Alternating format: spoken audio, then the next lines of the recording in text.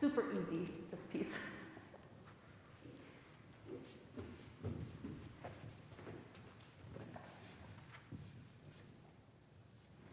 So, I want to just talk with you a little bit about the opening.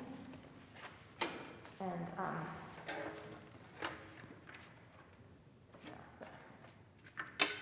so,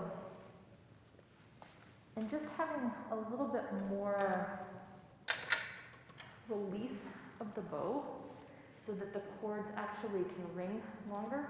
So.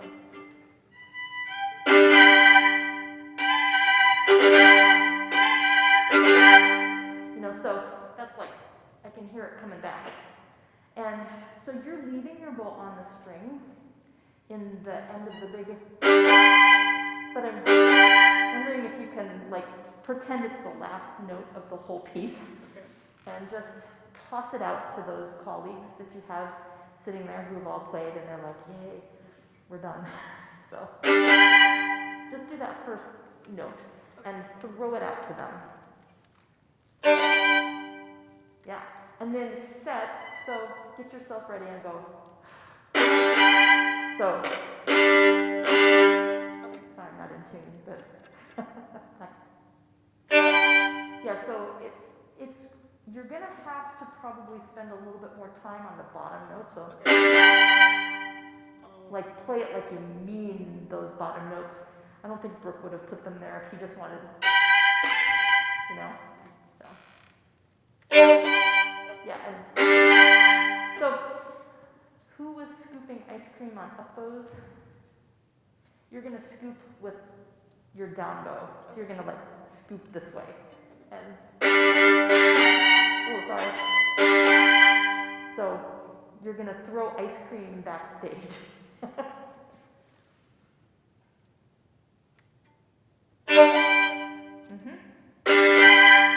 And then do a full circle and come back to the frog for a minute. Okay. Yeah. And then give yourself, so we want to break the chord a little lower in the bow so you still have enough bow to really sustain, but then you're going to let go. Okay.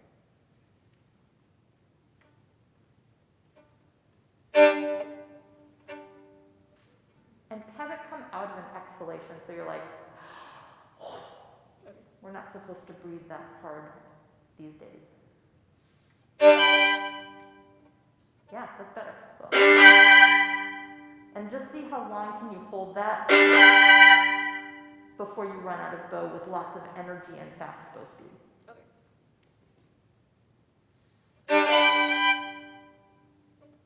So once you, that's in the right direction. So now just hold that super intensely.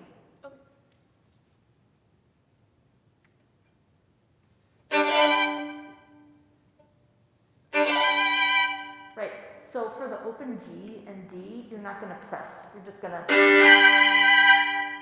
in fact, you're not going to press at all, but you're just going to use like natural speed and arm weight. Because if you press with your bow, you're going to just get like this sort of choked sound.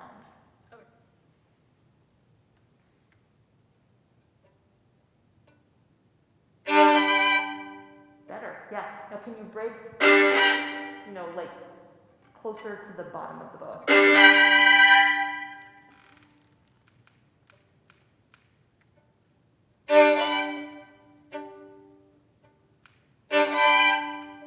Yeah, you're going to have to practice it because it's really different from what you've been doing. But now go on and just like slam the bow into the string.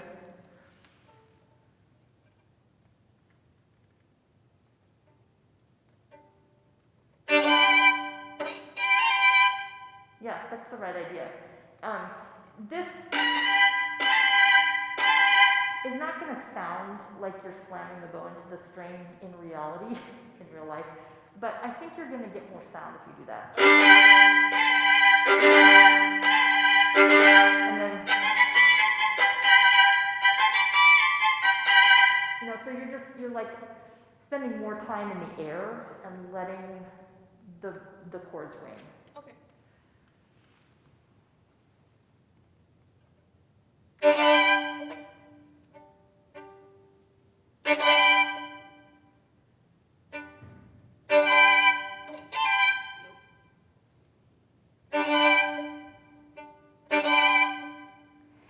So just this, it's just like if you were finishing a concerto and that's your last. So there's no, it's like all one gesture. Okay. Yeah.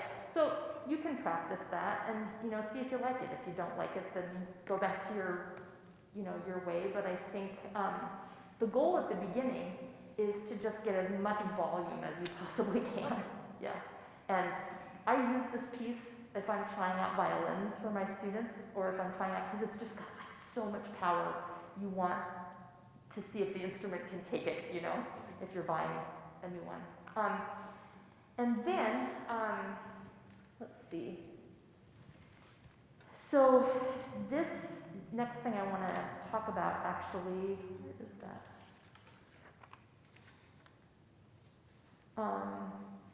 Can you go to the,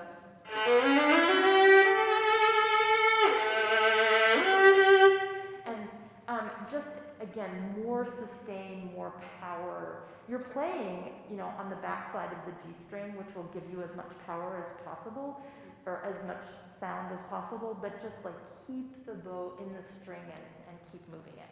Okay. Okay?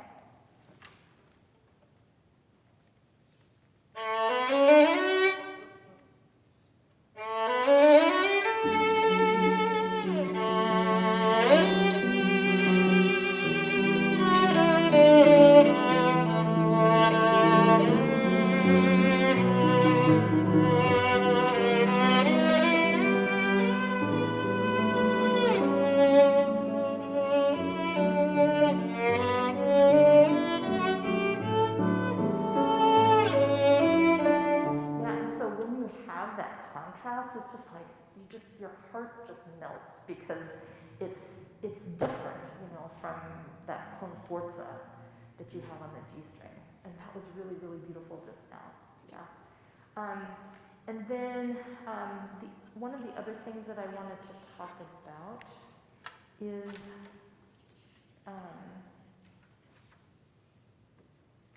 so at I, you have these tranquillo, grazioso arpeggios. Mm-hmm. So what does tranquillo e grazioso mean to you? It's tranquil, peaceful and soft and graceful. Mm-hmm. And so what I would like you to think about is that you're on a roller coaster that's super quiet and gentle, and it's not going to make you, you know, get sick. But even the bottom notes need to have a rail for your car, okay? And sometimes I wasn't hearing the bottom notes as you went really low. Makes sense, yeah. So can you, it's just I, if you want to go get into it, or here. That's great. Yeah, okay. 2 measures before.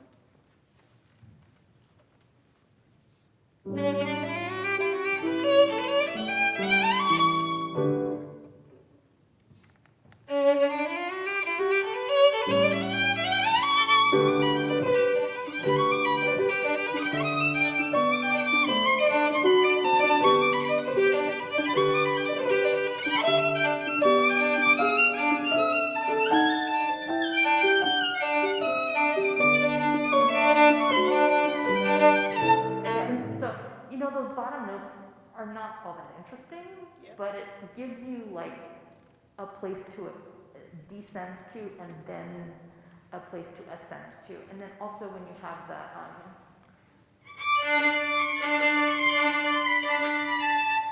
it's just, or, the two, those two Ds also need to be more, they just need to sound more.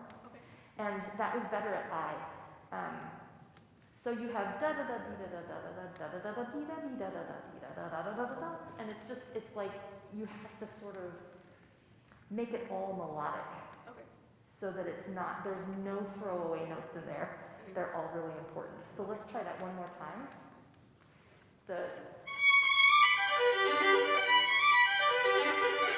So maybe you do something with your bow speed, so slow and then fast.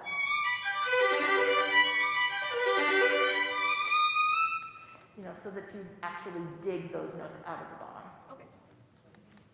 So just go right ahead. Do the opposite.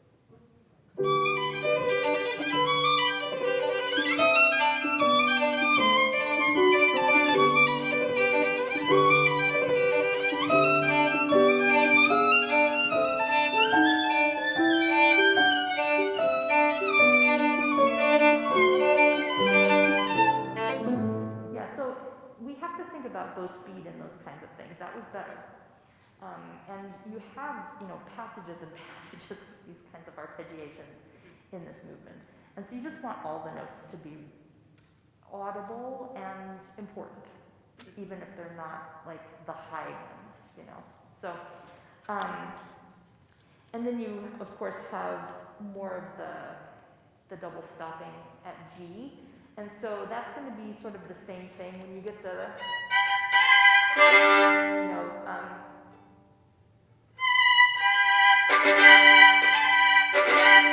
so, and I would definitely just see what you think. Oh, then the other chords, the 3-note chords, when you have the, so I would pretend that you would throw out all of those